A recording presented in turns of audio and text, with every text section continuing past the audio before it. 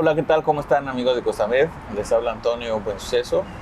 Y en esta ocasión estoy con mi amigo el doctor Rodolfo Arellano, nuestro neurocirujano de confianza aquí en Playa del Carmen. Estamos tomando un café aquí en la cafetería Ferbi, que nos prestó sus instalaciones para hablar de un tema muy importante que tenemos hoy para ustedes. Vamos a hablar del evento vascular cerebral. Yo creo que lo han escuchado muchas veces. Y pues empezamos de lleno, Rodolfo. ¿Tú qué opinas? ¿Qué tan importante es el evento vascular cerebral hoy en día? Claro, pues el evento vascular cerebral es una enfermedad que toma mucha importancia. Primero porque va muy de la mano con las enfermedades crónicas comunes que tenemos en México, como el sobrepeso, la diabetes, la hipertensión.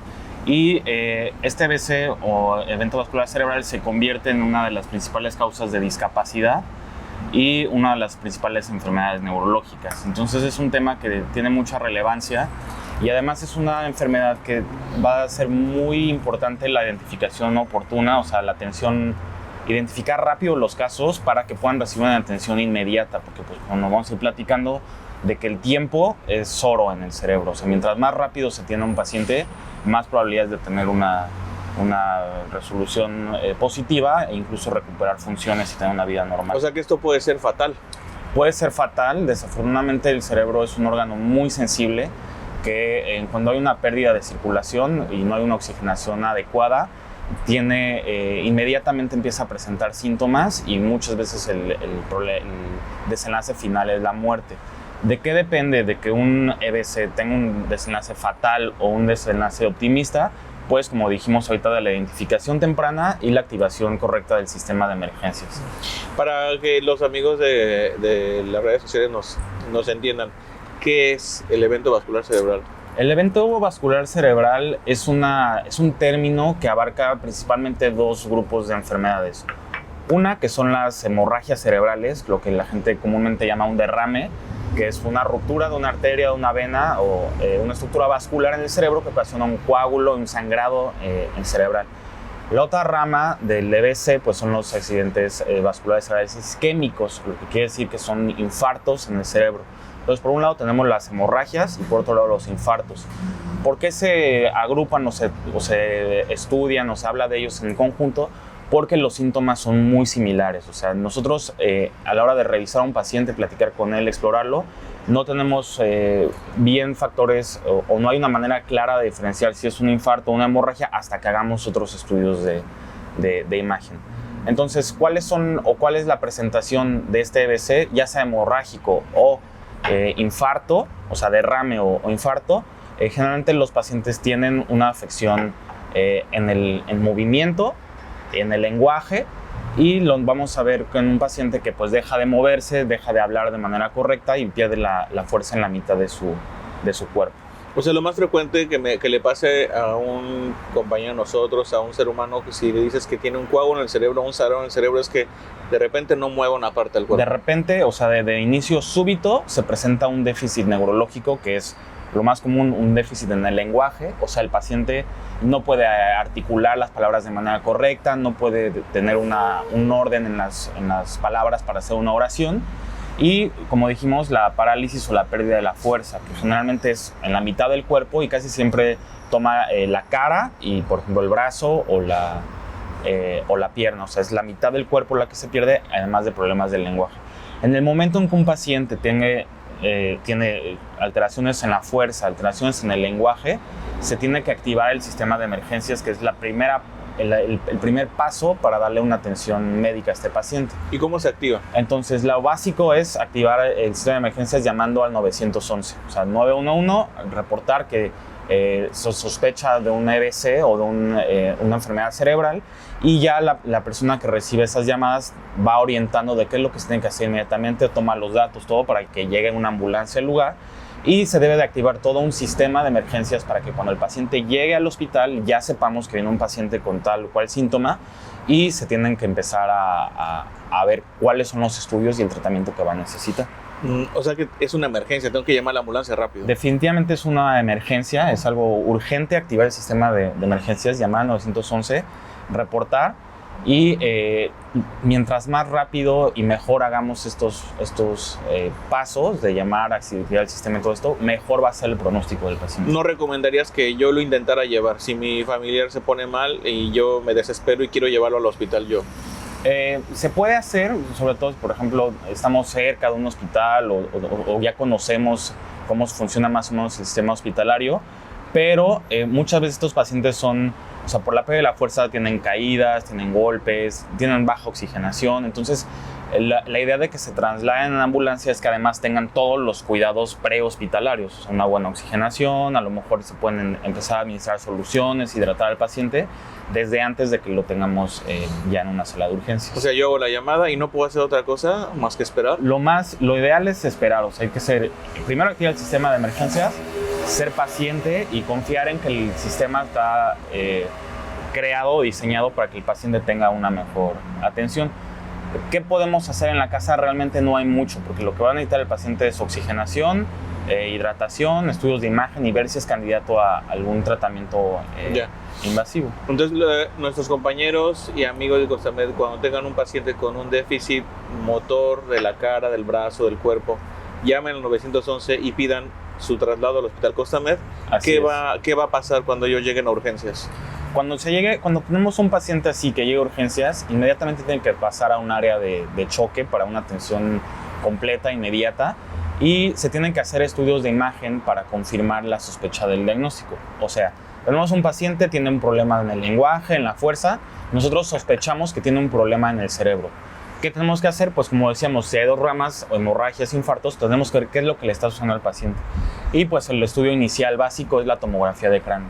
Se hace una tomografía de cráneo y ahí vamos a ver si existe un coágulo, si existe un área de infarto, o si hay datos tempranos de que el infarto va a empezar a instalarse, o si hay una hemorragia, un coágulo, o si los problemas que tiene el paciente se deben a alguna otra cosa, como puede ser un tumor, alguna otra causa neurológica que nos dé este tipo de síntomas. Pero inicialmente llega el paciente a urgencia, se le tiene que hacer la tomografía y se le tienen que iniciar las medidas de soporte básico, como ya probablemente nos imaginamos: la hidratación, mantener la temperatura, mantener la glucosa, y bueno, ya que tenemos el estudio de imagen, que en este caso es la tomografía, ya nos podemos dividir si es un infarto, si se le puede dar tratamiento para revascularizar y que el flujo sanguíneo se restablezca, o si es una hemorragia que probablemente o algunas veces necesitan drenarse por medio de una cirugía, colocación de catéteres, o bueno, dependiendo de cuál sea el caso, es el tratamiento que se le tiene que dar. ¿En qué momento el familiar puede exigir una resonancia?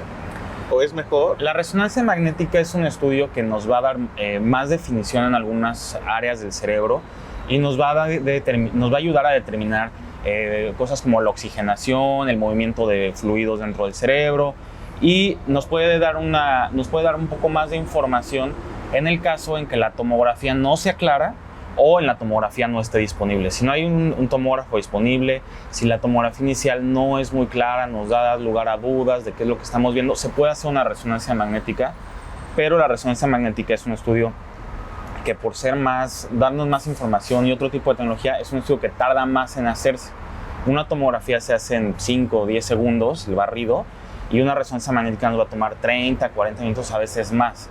Entonces, en el contexto de que si el cerebro no está recibiendo oxigenación o está dañado y los estudios de imagen que yo voy a hacer van a retrasar el tratamiento, pues es mejor quedarnos con lo básico, iniciar el tratamiento básico y después ya pensar en otros estudios que a lo mejor van a tardar un poco más de tiempo o no van a estar tan disponibles. ¿Estos pacientes se operan? Estos pacientes pueden llegar a operarse dependiendo del diagnóstico de la causa que tienen. Por ejemplo, hablamos de los hemorrágicos y los isquémicos, los infartos.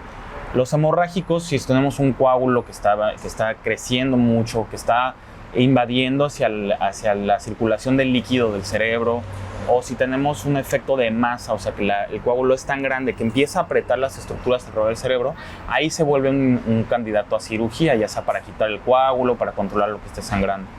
En pacientes que tienen infartos también se puede manejar de manera quirúrgica.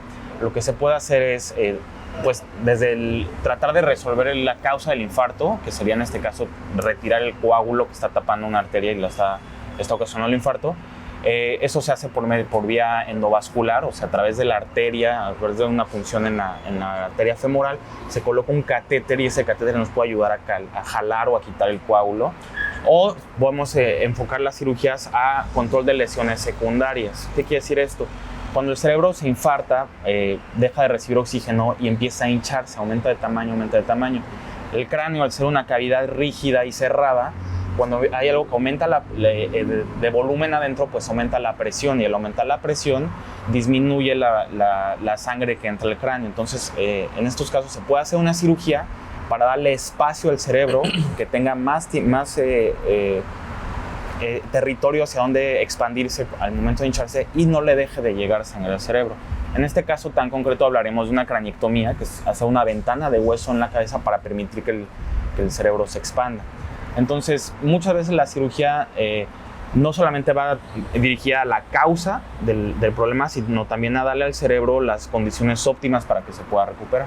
Entonces, si no tiene derrame, entonces es un coágulo, un trombo. Si nosotros hacemos el estudio en un paciente que tiene este cuadro y no vemos que haya un coágulo, una hemorragia, asumimos que es un trombo. Asumimos que es un trombo. Y en ese caso, ¿qué debe de esperar el paciente? ¿Que se le aspire el coágulo o que se le dé anticoagulante? En este caso, el tratamiento de los infartos cerebrales va a depender mucho del tiempo. Por eso platicábamos desde el principio que lo primero es activar el sistema de emergencias y entender que en el cerebro el tiempo es oro. Entonces, cuando nosotros tenemos un paciente que tiene datos de un infarto por un coágulo y se atiende en la primera hora, o más bien se atiende en las primeras horas de los síntomas, el paciente es candidato a la administración de medicamentos que destruyan el coágulo.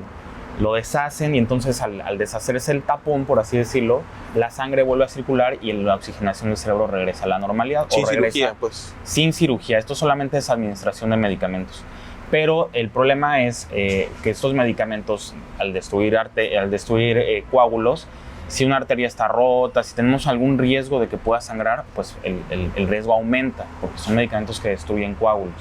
Entonces, el espacio, el periodo de ventana es una ventana muy reducida para la administración de este tipo de medicamentos. Lo ideal es abajo de una hora, o sea, menos de una hora de síntomas podemos administrarlo.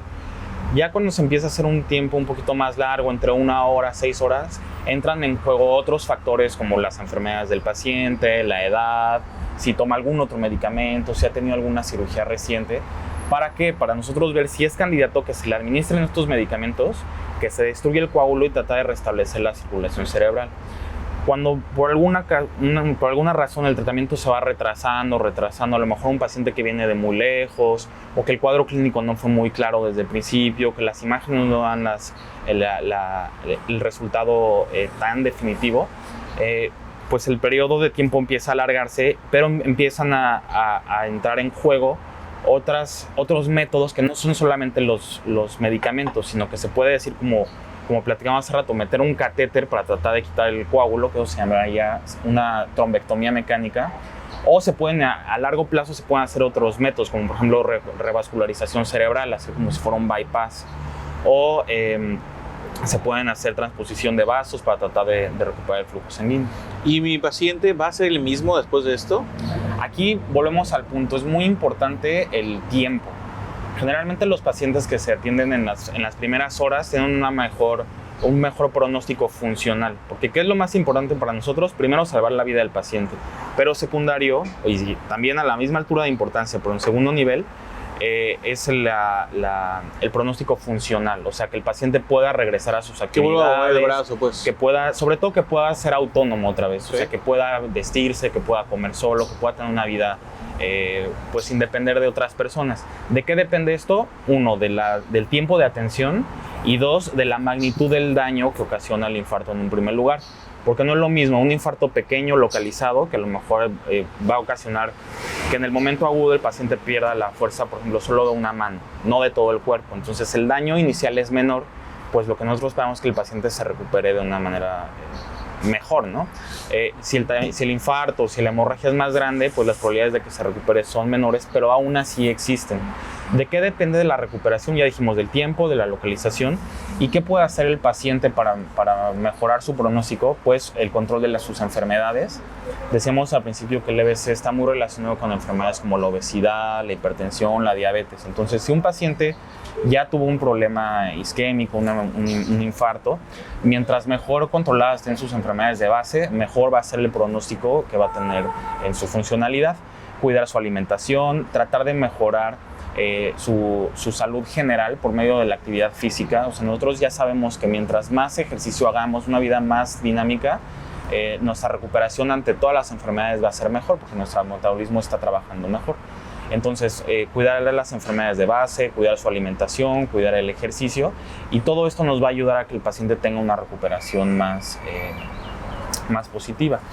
¿Qué consecuencias tendría entonces si alguien de los que nos escuchan y ven toma la decisión de que si mi paciente o el familiar o el que está sufriendo el infarto o la pérdida motora no es muy agresivo, piensan que tal vez se le va a quitar porque es muy común que se confunda con una parálisis facial y deciden llevarlo a la consulta al otro día al neurólogo y nada más, no lo llevan a urgencias? ¿Qué consecuencias podría haber si es que es un infarto en evolución? Si esto se trata de un infarto en evolución que no detectamos bien a tiempo, pues lo que sucede es que se retrasa el diagnóstico. Al retrasar el diagnóstico, pues se retrasa el tratamiento. Y al retrasar el tratamiento, se disminuyen las posibilidades de una recuperación óptima, funcional. Entonces, ¿qué es lo que va a pasar si deja mover un brazo, no le dan mucha importancia, piensan que se va a resolver? Pues cuando llegue con nosotros el daño ya va a estar establecido y son menos las oportunidades que le estamos dando al paciente de que se recupere. Muchas veces sí hay una recuperación, o sea, no es catastrófico y sí se puede mejorar, pero pues estamos partiendo ya con una desventaja, que es todo este tiempo que pasó y el paciente no recibe el tratamiento correcto. ¿Qué experiencia tienes aquí en Costamed atendiendo a esos enfermos? Aquí la experiencia es, pues bueno, tenemos el sistema de emergencias bastante bien establecido. Ya las ambulancias saben que se deben de comunicar con nosotros, nos avisan que ya viene un caso con la sospecha. Entonces, inmediatamente lo que hemos visto es que llegan los pacientes, ya sabemos cómo se va a recibir al enfermo, ya sabemos que se tiene que pasar a tomógrafo, ya sabemos que, o sea, todo lo ya está establecido. Entonces, los pacientes llegan directamente a los estudios, salen directamente, empiezan el tratamiento, o a veces algunos pasan a la terapia intensiva, algunos que se tengan que operar pasan a quirófano, pero lo que hemos visto aquí es que sí se puede dar una atención rápida y oportuna a estos pacientes. Ahorita hablabas de algunas cosas que podríamos empeorar o mejorar respecto al paciente que sufre de un infarto. Dijiste las enfermedades y estas cosas. Pero si yo tengo a mi abuelito y yo no quiero que le dé un infarto, no quiero que le dé un derrame, ¿cómo lo prevengo? ¿Qué puedo hacer? Aquí es muy importante esto que estamos platicando, porque la prevención es lo más importante. O sea, ¿qué es mejor? Tratar de modificar todo antes de que tengamos un daño, porque muchas veces el daño, aunque a veces no es catastrófico y fatal, muchas veces deja secuelas permanentes. Entonces, ¿qué es lo más importante? Evitar y controlar todos los factores para que no caigamos en este grupo. Okay. Lo más importante, controlar el control de las enfermedades metabólicas de base. O sea, un buen control de la diabetes, un buen control de la hipertensión, buen control de dislipidemias. Es decir, si tenemos colesterol, triglicéridos elevados, tenemos que tratar esos problemas.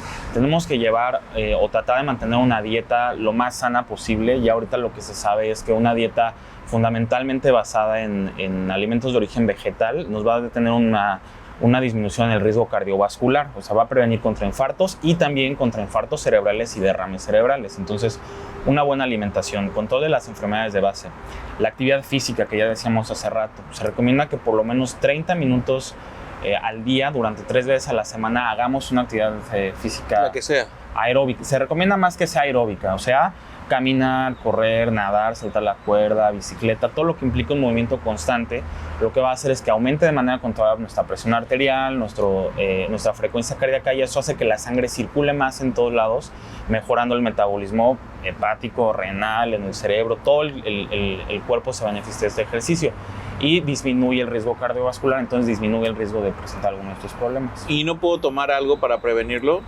En realidad, lo que se tiene que tomar son los medicamentos para la enfermedad de base. Okay. Se puede prevenir en pacientes que tienen riesgos muy elevados, se puede tomar un tipo de prevención que sea la aspirina Protect, por ejemplo.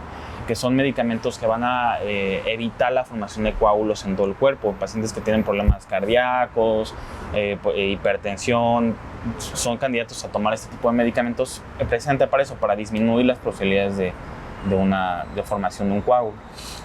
Activamente tú llamarías a la población general a que acudan a tu consultorio cuanto antes para empezar a tomar cartas en el asunto y prevenir esta enfermedad. Sí, claro, todos los pacientes que tengan un problema neurológico tienen que acudir inmediatamente a una consulta. ¿Por qué? Porque los síntomas nos hablan de que hay un problema. Entonces, si ya tenemos un problema en el lenguaje, en la fuerza, ¿qué quiere decir algo? ¿Qué quiere decir eso? Que está algo fallando en el cerebro. Y mientras más pronto lo detectemos, menos riesgo de progresar a algo más grave o algo que pueda dejar una secuela permanente. Y si todavía no tengo, mi paciente no tiene ninguna lesión neurológica, pero quiero prevenir, como estás diciendo. Lo ideal es prevenir desde el punto de vista control de enfermedades, control de factores de riesgo. Aquí no hemos tocado un punto muy importante, que es el factor de riesgo modificable más importante para este problema del EBC, es el tabaquismo. Entonces, también va de la mano con todos los factores de... O sea, fumar me puede causar un infarto cerebral. Fumar es el principal factor de riesgo modificable para infarto cerebral. O sea, hay factores modificables y no modificables. No modificables, pues nuestra genética, nuestra edad, son cosas que no podemos cambiar de nosotros. Pero sí modificable está, por ejemplo, la actividad física, la alimentación y el uso o malos hábitos, o como puede ser el tabaquismo, el etilismo, el alcoholismo. Pero el más importante es el tabaco. Entonces, volvemos al punto, ¿cómo lo puedo prevenir? Pues no fumando, dieta sana, actividad física. Pero desde un tabaco, por ejemplo, un cigarro. Desde un cigarro ya podemos ver un riesgo de que me dé un infarto. Un riesgo mayor al que la población general. O sea, es solito ponerme en desventaja, ¿no? Si yo ya sé que el tabaquismo, o sea, no solamente nos va a dar enfermedades pulmonares, cáncer de vejiga, todo lo que ya sabemos que nos puede ocasionar el tabaquismo, también nos pone en riesgo de infartos de miocardio, e infarto cerebral. Entonces, pues vamos, hay que quitarnos factores de riesgo. No hay una buena razón por la cual debamos estar fumando, ¿no? La verdad es que no. No hay una razón. ¿El café, otras drogas, el alcohol también tienen algo que ver con esto? Sí, claro. El café, pues bueno, el contenido de cafeína ya sabemos que tiene un impacto cardiovascular que se está tratando de dilucidar, ¿no? Si es protector, si es un factor de riesgo. Pero en realidad, en un paciente que ya tiene otros factores de riesgo, que ya es diabético, que ya fuma, que ya tiene hipertensión, que ya seguramente tiene depósitos de colesterol, pues dar una dosis de cafeína va a aumentar la presión y lo va a poner en riesgo de que tenga una complicación. No es como tal un punto importante de riesgo como el tabaquismo, pero sí, todo lo que aumente la presión arterial nos puede también traer. ¿Y otras drogas? Otras drogas también son extremadamente peligrosas, sobre todo, por ejemplo, los estimulantes, por ejemplo, la cocaína, que ocasiona que además de que aumente la presión arterial, además de que aumente la frecuencia cardíaca, la circulación de manera descontrolada, lo que ocasiona también es que las arterias del cerebro se cierren y se abran dependiendo de la dosis, y esa manipulación en los flujos arteriales puede ocasionar un derrame, o sea, una ruptura de una arteria y una hemorragia. Entonces sí, son definitivamente sustancias de mucho riesgo que se tienen que evitar. Okay. Definitivamente. No pude yo evitar que mi paciente le diera un infarto a pesar de todos mis esfuerzos de modificar la dieta, las enfermedades. Ya le dio el infarto, lo llevé a Costamed y le dieron el tratamiento, pero lamentablemente queda con una secuela. ¿Ya no hay nada que hacer?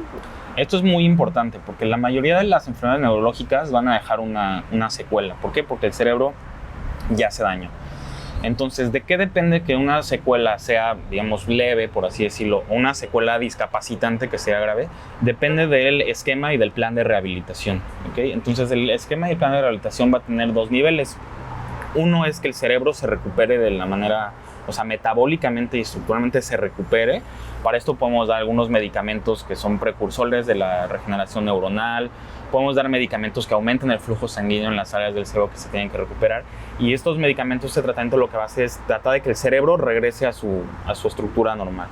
Pero la función también es muy importante. Entonces es básico que todos los pacientes que tengan una enfermedad neurológica lleven un esquema de fisioterapia que les ayude con una rehabilitación a recuperar fuerza, a compensar fuerza. Obviamente tienen que recibir también un apoyo psicológico para tener pues una recuperación global, no solamente lo físico, sino también lo mental. Y pues muchas veces los pacientes no tienen que irse con una secuela discapacitante. A lo mejor quedan con una secuela menor, un poco de disminución de la fuerza, pero pues no quedan en una silla de ruedas o confinados a una cama. Hablaste de varias cosas, un psicólogo, dijiste un rehabilitador. ¿Costamed cuenta con todo esto? Sí, aquí en Costamed tenemos pues todo lo necesario, ya lo mencionamos, desde la atención prehospitalaria, todo lo necesario para que se reciba, se trate al paciente. Tomógrafo, resonador, terapia intensiva, quirófano, o sea, todo un equipo de médicos especialistas, todo un equipo de enfermería, todo el hospital está coordinado para tratar este tipo de problemas. Y lo mismo, tenemos el equipo de apoyo psicológico, fisioterapia, tenemos la sala de rehabilitación, realmente todo lo que le podemos ofrecer a un paciente lo tenemos aquí. La gente que piense que puede hacer algún tipo de impacto en su enfermo con ozono, con imanes, con cosas alternativas, ¿qué le dirías a ellos? Yo les diría que, o sea, realmente el tratamiento que nosotros ofrecemos está basado en lo que nosotros sabemos que funciona y nosotros siempre vamos a tener la mejor intención con nuestros pacientes. Hay algunas cosas, por ejemplo, el ozono, magnetoterapia, que realmente no han demostrado tener una utilidad clara, pero que tampoco han demostrado ser nocivos para el paciente. Entonces, mientras no lastime al paciente, yo creo que si la persona quiere someterse a un tratamiento, puede hacerlo. Mi recomendación es que no se deje de lado todo lo que nosotros hacemos. O sea, se pueden combinar el tratamiento, los medicamentos que damos con magnetoterapia, con lo que ustedes quieran, pero que no se deje el tratamiento médico. Y obviamente que no sea algo que pueda causarle un daño al paciente, porque lo vimos, ¿no? Por ejemplo, en la pandemia de COVID, ¿no? Que el dióxido de cloro y todo ese tipo de cosas que sí son dañinas para las personas. Entonces, nuestra base es siempre primero no hacer daño. Entonces, nosotros vamos a dejar el tratamiento de acuerdo a lo que nosotros hacemos. Si los familiares, los pacientes quieren complementarlo, yo creo que se puede hacer siempre y cuando no interfiera con el tratamiento de base y que no sea algo que pueda dañar al paciente. De la medicina hiperbárica, ¿tienes alguna sugerencia para ya después? La medicina hiperbárica sí ha demostrado alguna utilidad, porque lo que hace es, digamos, como valga la analogía, como concentrar más el oxígeno en las áreas donde se necesita una mejor circulación. Entonces sí tiene una buena utilidad, sí nos ha dado una mejoría en el pronóstico funcional, pero se considera ya como un tratamiento secundario. O sea, lo básico es lo que hacemos con medicamentos, a lo mejor retirar el trombo, mantener la circulación, mantener la oxigenación, todo lo que se hace en la terapia intensiva en el hospital. Y la terapia hiperbárica pues, se considera como un apoyo en la segunda línea de tratamiento. ¿Dónde te podemos encontrar, Rodolfo, para llevarte a los pacientes que tienen ya sea riesgo, infarto presente o secuelas de infarto? Todo lo que sea riesgo antes de que el paciente tenga un problema o secuelas, tratamiento post, lo podemos ver en el consultorio. Yo estoy aquí en el Hospital Costamed Playa del Carmen, tenemos la consulta disponible, pero lo que sea el transcurso del riesgo de infarto, del EBC, o sea, todo lo que esté ocurriendo en ese momento tiene que ser forzosamente llevado a un área de urgencias. Entonces, lo que platicamos, activar el sistema de emergencias. O sea, no esperar la consulta, sino ir inmediatamente ir a urgencias. Si esto está sucediendo, está evolucionando en este momento, urgencias, definitivamente. Todo lo que sea prevenir, platicar sobre factores de riesgo, a lo mejor hacer una evaluación del estado neurológico actual para tener puntos de comparativa, eso se puede hacer en el consultorio perfectamente, pero la atención de un infarto o una hemorragia en evolución tiene que ser forzosamente manejada primero en un sistema de emergencias que incluya área de urgencias y seguramente también pasará a una terapia intensiva. Esperemos que no sea el caso. Bueno, pues muchas gracias por su atención, amigos de Costamed. Los esperamos en la siguiente entrega de nuestras cápsulas de salud. Agradecemos mucho el tiempo que se toma el doctor Rodolfo de explicarnos esta enfermedad tan frecuente que es a veces muy mal informada. ¿Te quieres despedir de ellos, Rodolfo? Sí, bueno, agradecer una vez más el espacio y recordarle a la gente la importancia de identificar a estos pacientes, o sea, recordar problemas en el movimiento, problemas en el lenguaje o en el estado de conciencia, porque también no mencionas que esos pacientes se desmayan. Identificar bien estos casos para que se pueda dar una atención óptima Y pues bueno, recordarles que aquí estamos en Costamed Playa del Carmen para cualquier cosa que se les ofrezca. Cuando vengan al consultorio del doctor Rodolfo, no olviden tomarse un café aquí en la cafetería Fervic, que está justo a unos pasos. Pues yo les saludo también y les deseo muy buen día, tarde o noche cuando nos estén viendo. Mi nombre es Antonio Buensuceso y estoy para servirles también aquí en Costamed. Hasta luego.